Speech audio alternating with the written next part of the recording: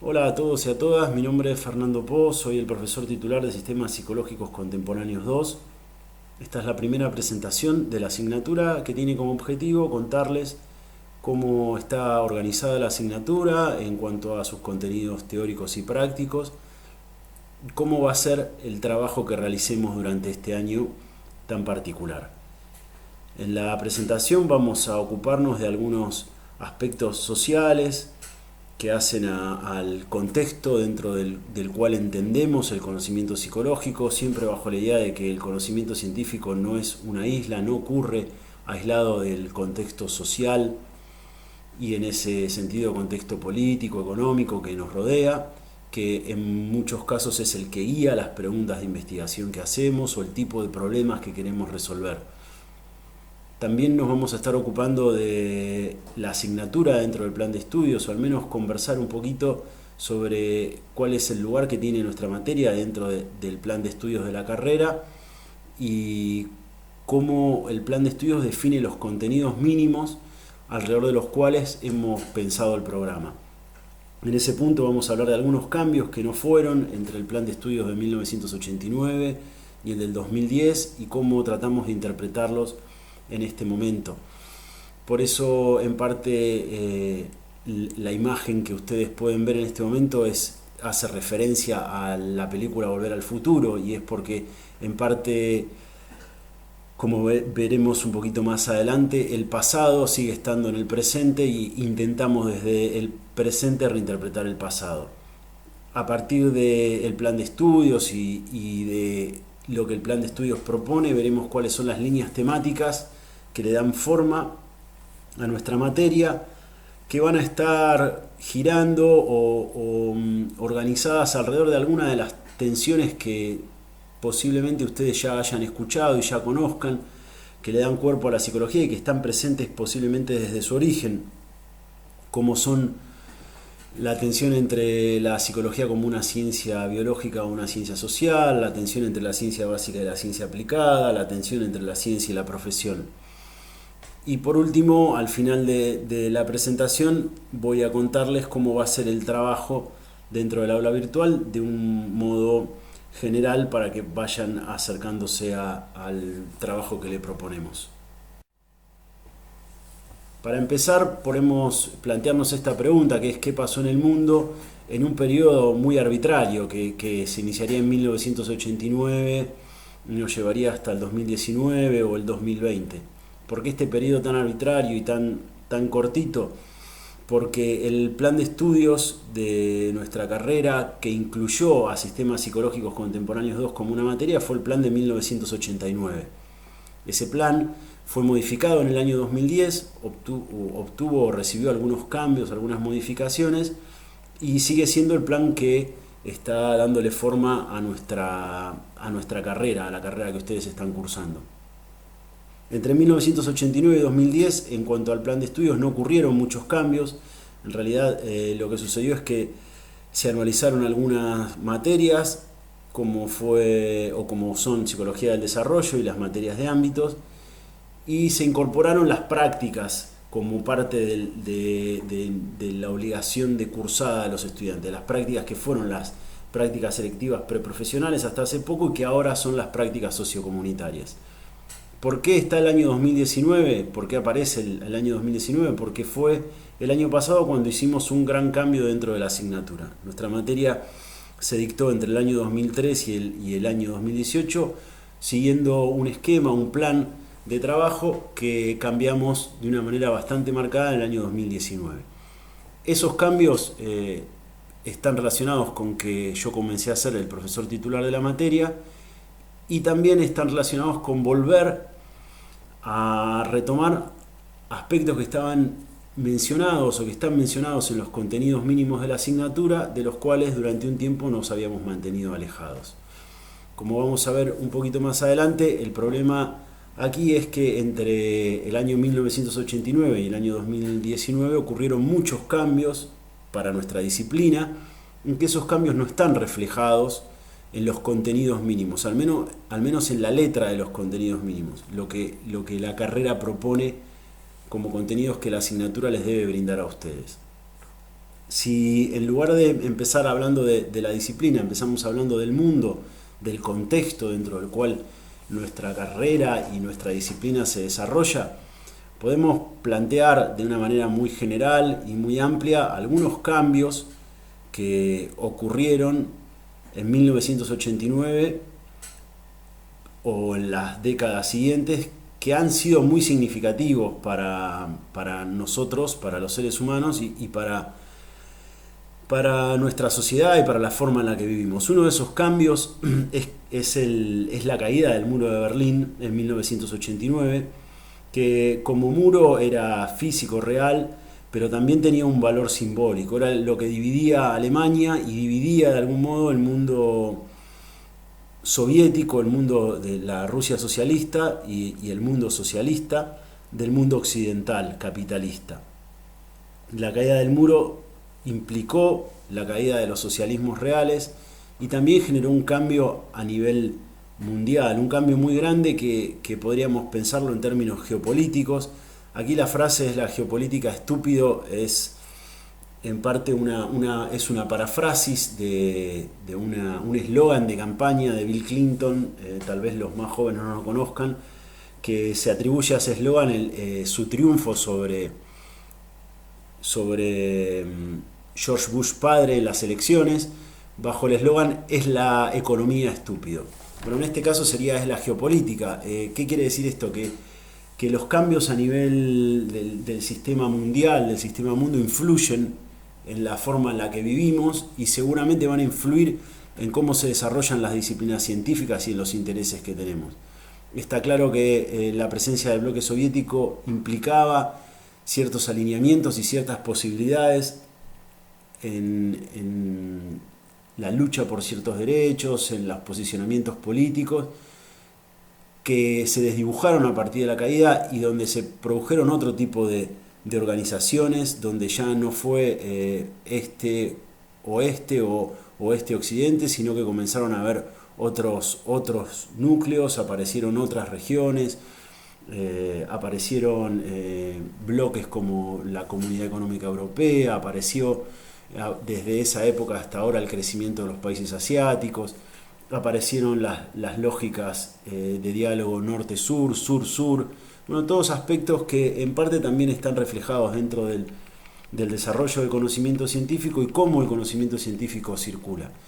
Ni hablar que la caída del muro de Berlín dio lugar a lo que conocemos como globalización y a muchos cambios en la forma de relacionarnos entre las personas, el crecimiento y podríamos decir la expansión y la explosión de la sociedad de consumo y otro montón de aspectos sociales que sin duda van a estar vinculados con nuestra disciplina y que en parte tratamos de retomar o de considerar en la primera unidad de nuestra materia, que se refiere a la geopolítica de la psicología. Hubo otros cambios también muy importantes que están más vinculados con el conocimiento científico directamente, no necesariamente con aspectos sociales, políticos o económicos, como es el proyecto Genoma Humano o el desarrollo del proyecto Genoma Humano, que comienza en la década del 90 y termina en los primeros años del siglo XXI. Este proyecto permitió mapear todo el genoma de los seres humanos y ha generado muchísimo conocimiento sobre aspectos que están vinculados con la psicología. Hoy en día pensamos que la personalidad tiene o está vinculado con componentes genéticos, que los trastornos psicológicos están vinculados con componentes genéticos, que muchos aspectos de nuestro funcionamiento mental están vinculados con componentes genéticos y no lo podemos soslayar. Eso no estaba tan claro en 1989 y obviamente tendríamos que considerarlo si pensamos en una asignatura que tiene que estar actualizada, como sería Sistemas Psicológicos Contemporáneos 2, que tiene en parte la obligación de tratar de transmitirles a ustedes conocimiento presente.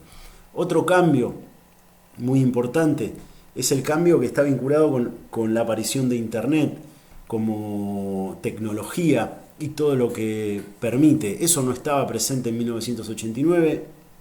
Si tomamos en cuenta las biografías personales, en mi caso yo en el año 89 comenzaba la escuela secundaria y teníamos como materia obligatoria mecanografía, la escribíamos a máquina, algo que posiblemente ninguno de ustedes haya tenido, y que cuando comencé la universidad todavía era mi manera de hacer los trabajos escritos que no fueran trabajos a mano.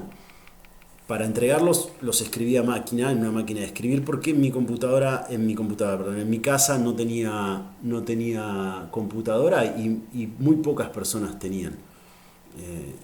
Obviamente cuando teníamos computadora en aquel entonces no teníamos computadoras conectadas a internet.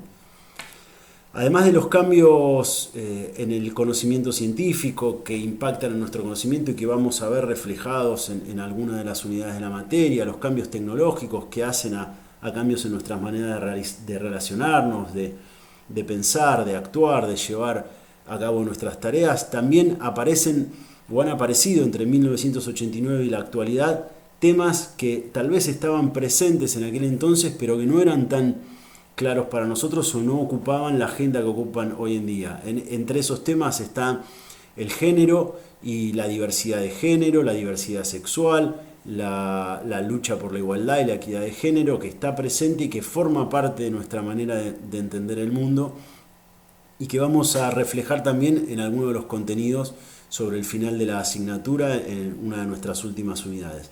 Y hay un problema que me gustaría mencionar, que es también el problema ambiental. Si bien nosotros en este momento en la materia no vamos a enfocarnos puntualmente sobre la psicología ambiental, que era algo que hacíamos hasta el año pasado, sí veremos algunos costados de cómo nuestra actividad, la actividad humana, afecta al ambiente a partir de ocuparnos de la psicología del tránsito, la movilidad del transporte. Básicamente sabemos hoy en día que la actividad humana es potencialmente dañina para el ambiente, y nos interesa, y le interesa también a los psicólogos, tratar de entender cómo podemos hacer para reducir el daño o en alguna medida para evitarlo completamente. Entonces, en síntesis, ¿qué pasó en el mundo? Pasaron muchísimas cosas desde 1989 hasta ahora. La caída del muro, el proyecto Genoma Humano, el cambio en el conocimiento científico, el cambio en la tecnología y en el acceso al conocimiento, cambios en la manera de relacionarnos entre los géneros, cambios en nuestra manera de relacionarnos con el ambiente. Tal vez es importante mencionar para cerrar que un historiador, un autor llamado Eric Hobsbawm escribió un libro que se llamó Historia del siglo XX, y en ese libro plantea que el siglo XX terminó en 1989 con la caída del muro. Y él habla de un siglo XX corto, que se inició con la Revolución Soviética y terminó con la caída de la Revolución Soviética. En ese punto tal vez es significativo pensar que estamos trabajando con un plan de estudios que replica lo que pensábamos como disciplina de la psicología en 1989 y que necesariamente debemos actualizar. ¿Qué pasó con la psicología entre aquel año y la actualidad? Yo diría que en primer lugar hemos dado un adiós definitivo a las escuelas psicológicas, al menos en términos del modo en que las pensábamos en aquel entonces o un poco antes también, como el eje que le daba forma o vertebraba todo el conocimiento psicológico, la discusión entre los grandes relatos y cómo esos grandes relatos tenían distintas explicaciones para los procesos psicológicos, los procesos sociales, la cultura y demás. Esta idea de que podíamos tener grandes relatos omniexplicativos ha sido abandonada. La psicología ya yo diría que no funciona así. No funciona así en términos del trabajo que hacen los psicólogos. Si uno quisiera saber qué es lo que hacen los psicólogos, debe recurrir a las revistas de investigación, debe recurrir a los congresos, y ahí lo que va a encontrar en gran medida es un interés por procesos psicológicos en particular, por temas en particular. Tal vez va a encontrar cierta similitud en los métodos de investigación que se usan, o no tanta variabilidad en los métodos de investigación, pero sí mucha variabilidad en los temas a los que esos métodos se aplican. Y vamos a encontrar teorías de distintos niveles pero generalmente lo más probable es que encontremos teorías que tratan de explicar fenómenos muy particulares de manera acotada y no grandes teorías omniexplicativas. Eso por ahí no es del todo coherente con lo que tradicionalmente forma parte de la educación dentro de nuestra facultad, o tal vez no es del todo coherente con lo que ustedes han estado estudiando hasta ahora, pero sí da cuenta o es en realidad refleja lo que la psicología es en este momento, que es una disciplina con una enorme diversidad de teorías, una enorme diversidad de objetos de interés y una diversidad importante de métodos de investigación. Esa diversidad algunos autores la han entendido como dispersión, como algo que es un problema. Es decir, nos interesan tantas cosas y tan distintas como, por ejemplo, los aspectos culturales de la mente humana o los aspectos biológicos y neurológicos de la mente humana, que no los podemos integrar todos dentro de una misma disciplina, y poco a poco estaríamos llegando a un punto donde la disciplina se fragmentaría y algunas de sus partes se convertirían en disciplinas independientes. Si así fuera, entonces se separarían de la disciplina madre, que sería la psicología, para convertirse en otras disciplinas, en parte como la psicología se separó de la filosofía o de la fisiología. Sin embargo, si eso lo tomamos, lo podríamos tomar de esa manera, natural, como el devenir del mismo conocimiento, para algunos psicólogos, para algunos autores es un problema, y en realidad es señalado como una posible fragmentación, un problema de desunión dentro de la psicología. La idea de que la psicología está fragmentada implica la idea de que la psicología está en crisis. Si así fuera, entonces estaríamos frente a algo que en realidad para muchos psicólogos es un problema que existe casi desde que la psicología existe. Algunos de los primeros trabajos que señalan la crisis en psicología son de principios del siglo XX. Uno de ellos fue Vygotsky en 1926-27, o un poco antes, que escribió un texto sobre la crisis en psicología. Un autor alemán que se llamó Karl Bühler también escribió para la década del 30 un artículo sobre la crisis en psicología. Como ven, es algo que está presente desde el comienzo y que en parte no hemos podido resolver. Ha tenido también distintas expresiones. Una de ellas ha sido la expresión de las grandes escuelas o los grandes relatos teóricos en psicología. Lo que vamos a ver es que hay algunos autores que señalan distintas líneas de fragmentación y las vamos a analizar. Y cuando es así, existen los autores o quienes consideran que si la psicología está fragmentada, entonces lo que hay que hacer es un esfuerzo por unificarla. Si hiciéramos un esfuerzo por unificarla, tendríamos que pensar, por un lado, en teorías que nos permitieran darle unidad a toda esta dispersión de conocimiento, o por otro lado, en una organización disciplinar distinta, cambiar la forma en que hacemos las cosas. Y hay otros autores que se ubican tal vez en otro lugar, y es los que consideran que esta dispersión o esta supuesta dispersión es más bien un reflejo de la diversidad de temas que nos interesan, y que no hay otra forma de enfocar esa diversidad de temas que no sea a través de puntos de vista plurales. Es decir, no hay una explicación única que pueda dar cuenta de todos nuestros intereses, no hay un método único que pueda dar cuenta de nuestros intereses, no hay una teoría que sea capaz de ordenar absolutamente todo. Entonces lo que tenemos que hacer es tratar de organizar esa pluralidad explicativa. Bueno, estos temas que son tan interesantes, que son temas de debate metateórico, forman parte de nuestra asignatura y van a estar reflejados en la segunda unidad de la materia. En parte como una forma de plantear y de comentarles a ustedes en qué está la psicología en este momento. Y esto es importante remarcarlo, porque en parte lo que sucede muchas veces es que cuando estudiamos una materia o comenzamos una materia, lo que intentamos encontrar es cuál es el eje que vertebra esa asignatura, o sea, cuál es el punto desde el cual todo está organizado.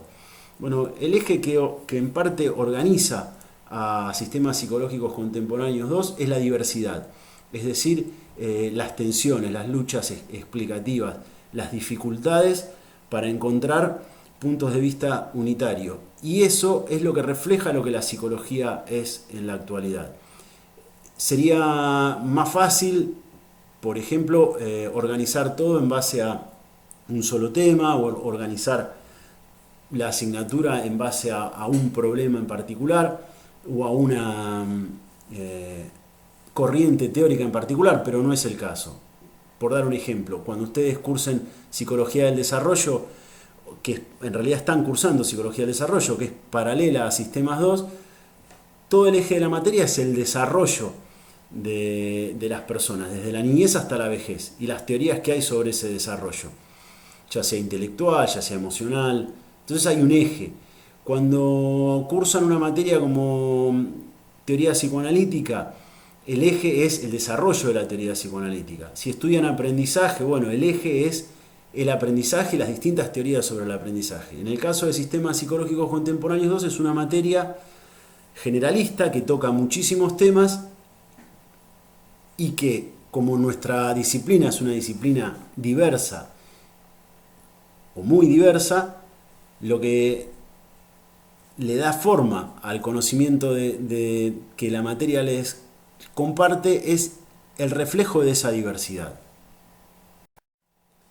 ¿Cómo es que se refleja esa diversidad? Bueno, en el tipo de, por un lado en el tipo de ciencia que es la psicología. ¿Qué tipo de ciencia es? Es una ciencia empírica.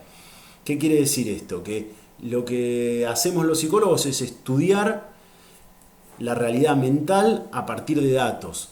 Y esos datos tratamos de interpretarlos. O sea, generamos teorías para interpretar datos que buscamos en la realidad. Podríamos dedicarle mucho tiempo al debate epistemológico sobre la relación entre teorías y hechos. No es lo que vamos a hacer porque es lo que ustedes en parte hacen en materias como epistemología general o epistemología de la psicología. Como ciencia empírica, ¿qué es lo que le interesa a la psicología? Estudiar la mente. O sea, nuestro objetivo es tener conocimiento, o el mejor conocimiento posible, sobre los procesos mentales, sobre los fenómenos mentales. En ese punto definimos esos procesos mentales, le damos entidad, generamos teoría y vamos a estudiarlos. Si se quiere, hay una parte de la psicología que es netamente psicológica, por ser redundante, es decir, se ocupa de los procesos mentales sin ocuparse de cuáles son los vínculos con los procesos biológicos o con los procesos sociales. Es quizás la expresión más básica de la psicología, que se ocupa de los procesos más básicos de la psicología. Nosotros vamos a ocuparnos en parte de una de las versiones de la psicología que se ocupa del estudio de la mente, como es la psicología cognitiva. Vamos a tomar la psicología cognitiva porque es parte de nuestros contenidos mínimos y porque es o fue la recuperación de la mente por parte de los psicólogos a partir de mediados del siglo XX, en parte vinculado con muchos de los problemas sociales que estaban dando vueltas allá por mediados del siglo XX y también vinculados con los desarrollos tecnológicos que estaba realizando la humanidad en aquel entonces, que empezó a mostrar que una perspectiva conductual de la psicología no era suficiente. Entonces los debates comenzaron a llevarnos a recuperar la mente de la mano de aportes de científicos que no necesariamente eran psicólogos, pero que también algunos de ellos fueron psicólogos y que poco a poco le fueron dando cuerpo a lo que es la psicología cognitiva. Vamos a repasar en parte su origen, lo que se conoce como revolución cognitiva, el primer paradigma de la psicología cognitiva, que fue el paradigma de procesamiento de información, y también vamos a ver el devenir hasta fines del siglo XX y principios del siglo XXI, con la idea de que sea una introducción que les sirva a ustedes para cursar posteriormente psicología cognitiva. Eso forma parte de la unidad 3 de nuestra materia. Por otro lado tenemos, como decíamos, algunas tensiones que vamos a ver reflejadas, que están reflejadas en los contenidos mínimos de la materia y que nosotros le dimos una pequeña reinterpretación para mostrar cómo existen todavía estos polos que son los dos polos sobre los que circula el conocimiento, la psicología como la ciencia natural o la psicología como una ciencia social, que en realidad el objetivo sería lograr darles no necesariamente unidad, pero sí una integración a lo que proviene de los aspectos sociales y culturales con los biológicos, pero no necesariamente se logra. Entonces vamos a tener una unidad, que es la unidad 4, en la que vamos a estar ocupándonos de algunos aportes que existen actualmente para entender la psicología como una ciencia natural o cómo se vincula con aspectos biológicos o aspectos de nuestra biología. Vamos a estar repasando y viendo una pequeña introducción a la psicología evolucionista, que es un modelo teórico que se propone en parte como un paradigma integrador que toma los principios de la teoría evolucionista y la teoría genética para darle forma a el conocimiento psicológico o para reinterpretar mucho el conocimiento psicológico. Nos vamos a ocupar de la neuropsicología cognitiva, que es el desarrollo de la neuropsicología vinculada con la teoría cognitiva. Vamos a ver cómo se estudian los procesos neurológicos desde esta teoría y los métodos de investigación que se utilizan para darle entidad biológica a los procesos psicológicos que pensamos desde un punto de vista netamente mental o funcional. Y también nos vamos a ocupar de la epigenética del comportamiento. En el caso de la epigenética nos interesa, para corrernos un poquito de la idea solamente genética, para ver cómo nuestra información o nuestro código genético está vinculado con el ambiente y con cómo interactuamos con el ambiente, y también en parte cómo está la epigenética vinculada con los procesos psicológicos. En la unidad siguiente, que es la unidad número 5 de la materia, lo que vamos a ver es la psicología, nos vamos a ocupar de la psicología cultural, que es una aproximación que dice que el desarrollo de la mente humana está directamente vinculado con la cultura humana. Ahí vamos a ver a dos autores, Michael Cole y Tomasello, y nos vamos a ocupar también de algunos de los desarrollos de la psicología transcultural, tratando de diferenciar lo que es la psicología cultural de la psicología transcultural. Mucho de esta información que vamos a ver que es información que está vinculada con la psicología como ciencia básica y no necesariamente como ciencia aplicada. La diferencia entre una y otra, en un sentido muy amplio, es que la ciencia básica se ocupa solamente de los procesos psicológicos sin importarle exactamente el lugar o la situación en la cual ese proceso psicológico se expresa. Es decir, estudiamos la memoria en sí misma, pero no la memoria o la acción de la memoria en un contexto de enseñanza y aprendizaje, por ejemplo, o cómo la memoria se ve afectada en situaciones donde también están presentes algunos problemas o está presente el sufrimiento psicológico, o el trauma o el estrés. Cuando nos corremos hacia los aspectos donde la memoria se expresa, pero en contextos más acotados, como los que mencionábamos, entonces nos estamos corriendo hacia el polo de la ciencia aplicada, de la psicología como ciencia aplicada. Uno de esos polos, o uno de esas áreas de la psicología como ciencia aplicada, es la psicología del tránsito, que forma parte de unos de los contenidos que vamos a proponerles a ustedes en las últimas unidades, en la que también nos vamos a estar ocupando de la perspectiva de género en psicología. Podríamos entender la perspectiva de género en psicología como una perspectiva aplicada de la psicología.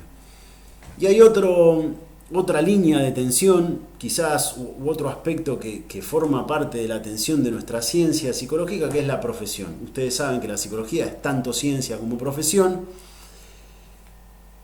que en parte se supone que el psicólogo como profesional es un profesional científico, aunque no necesariamente eso es una premisa que se cumpla. Y también en gran medida saben que la mayor parte de los psicólogos se ocupan del desarrollo de la profesión y no de la generación de conocimiento científico. En este caso, en nuestra asignatura, la profesión se ve reflejada desde el punto de vista psicoterapéutico. Uno de nuestros contenidos mínimos son los movimientos integrativos en psicoterapia, y vamos a tener una unidad en la que nos vamos a dedicar a ver cómo es que se han desarrollado esos abordajes, esas perspectivas integrativas, y cuál ha sido el desarrollo desde aquel 1989 hasta la actualidad, que ha sido mucho y muy interesante. Entonces, esas son los ejes, esas son las unidades que le dan forma a nuestra materia. Una primera unidad sobre la geopolítica, una unidad sobre el problema de la dispersión o la diversidad del conocimiento, una unidad sobre la psicología desde un punto de vista netamente mentalista o funcional, una unidad donde se vinculan los procesos biológicos con los procesos psicológicos, otra unidad en la que vinculamos los procesos culturales con los procesos culturales, una unidad donde nos ocupamos de la profesión y desde el punto de vista psicoterapéutico, y perdón, me había olvidado de otro aspecto también vinculado con la profesión del psicólogo, como es el trabajo en comunidad. Desde nuestra materia, uno de los contenidos mínimos es una pequeña introducción a la psicología comunitaria y vamos a estar ocupándonos de eso luego de hablar de psicoterapia como otra forma de entender el desarrollo de la salud mental. Y por último, dos unidades sobre o una unidad sobre aspectos emergentes de la psicología, como son la perspectiva de género y la psicología del tránsito.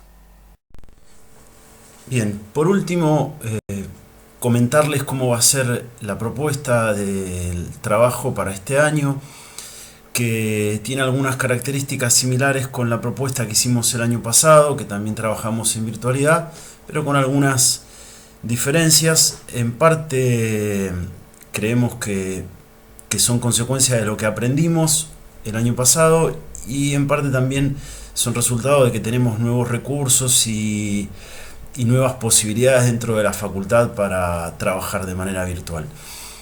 Como ustedes vieron a lo largo de la presentación, hay distintas unidades con muchos contenidos, con distintos temas. A su vez, estos temas que vamos a estar trabajando los vamos a separar en contenidos teóricos y en contenidos prácticos.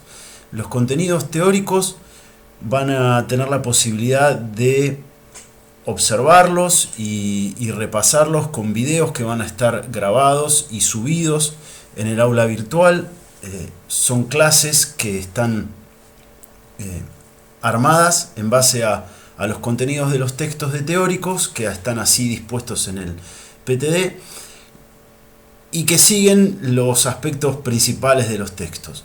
Por otro lado, hay algunos materiales que son específicamente de prácticos, son materiales que no van a estar en clases grabadas, pero que ustedes van a trabajar en las comisiones con los ayudantes. Los trabajos de prácticos tienen como objetivo poder ver de una manera aplicada o sobre temas en particular o sobre un tema en particular los contenidos que vamos discutiendo o debatiendo en forma teórica.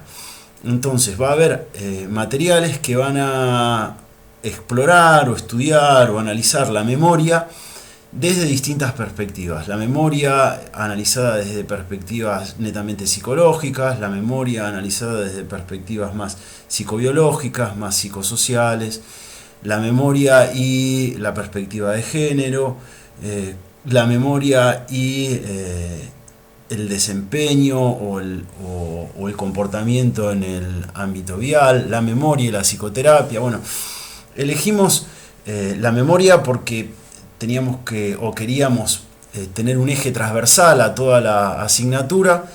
El año pasado trabajamos con la memoria, este año también decidimos sostener el mismo proceso psicológico para trabajar con ustedes. El año que viene seguramente vamos a tomar otro tema y desarrollaremos esta misma lógica transversal a lo largo de la cursada, porque nos parece interesante poder ver cómo las distintas perspectivas, los distintos desarrollos de la psicología van dándole forma a los temas que nos interesa entender, investigar, cualquiera sea ello. Nosotros tomamos la memoria como un ejemplo, podría aplicarse la misma perspectiva a cualquier otro tema de interés.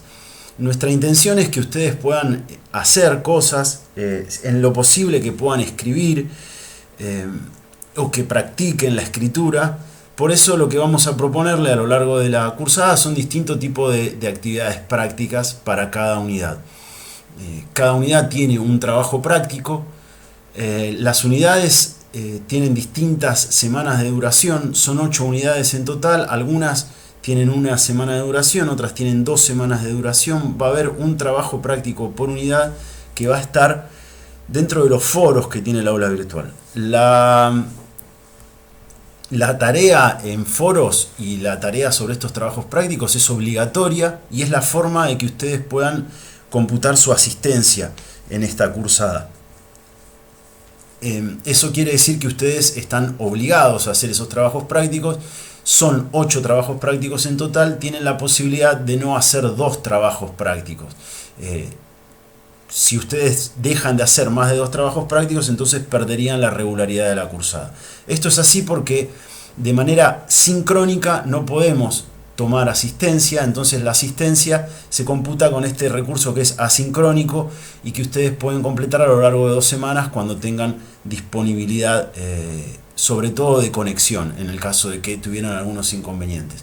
Por otro lado, lo que vamos a proponerles son espacios sincrónicos no obligatorios. Esto es, durante todas las semanas va a haber encuentros de trabajos prácticos en horarios de comisión, en horario en la comisión en la que ustedes sean inscriptos, y encuentros de espacios teóricos que son los miércoles de 9:30 a 11 de la mañana. Esos espacios no son obligatorios, es decir, que ustedes no están obligados a ingresar, o al menos no son obligatorios en términos de la asistencia, porque no podemos computar asistencia si ustedes van o no van, pero son espacios donde se van a trabajar los textos, se van a considerar dudas, se van a plantear también las consignas de trabajo práctico, y que yo les recomiendo que puedan acceder o conectarse en la medida de sus posibilidades. En el caso de los teóricos, no van a ser clases teóricas iguales que las que ustedes van a tener en los videos. El objetivo de esos espacios teóricos es sobre todo discutir un poco cuál es la perspectiva de los materiales, por qué esos materiales o esos temas están dentro de la asignatura, qué es lo que nos permiten pensar, cómo los podemos entender y cómo podemos trabajar con esos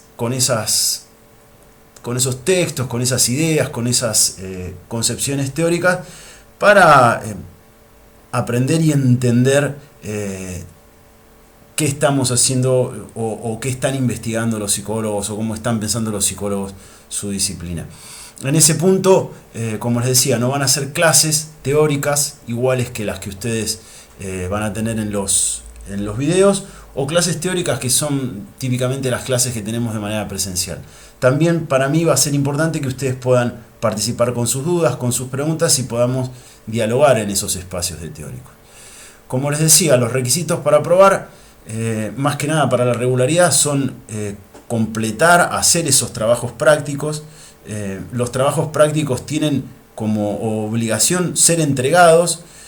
Si hay algo que está muy mal, seguramente su docente se los va a decir, pero no tienen la lógica de aprobación, desaprobación, por lo tanto no hay o no habrá algo así como una instancia recuperatoria de los trabajos prácticos que ustedes hagan. Los parciales van a ser 2, vamos a hacer parciales múltiple choice, que fue la modalidad que tuvimos el año pasado también para rendir. Luego, cuando se acerque más la fecha, les daremos todos los detalles. Y el examen final es un examen final que es oral, en este momento de virtualidad. Si volviéramos a la situación presencial, el examen es tanto escrito como oral. Es escrito y es una primera instancia. Si ustedes pasan esa instancia con una calificación clara, superior al 60% del examen, aprueban el examen sin tener que dar oral. Si no superan ese 60%, entonces tienen que dar un examen oral si su rendimiento estuvo por encima del 50% de los contenidos. Si está por debajo del 50%, entonces el examen está desaprobado. Bueno, eso es todo en cuanto a la presentación de la asignatura. Espero que sea un buen año y una buena cursada para ustedes y para todos nosotros. Nos estamos viendo. Muchas gracias.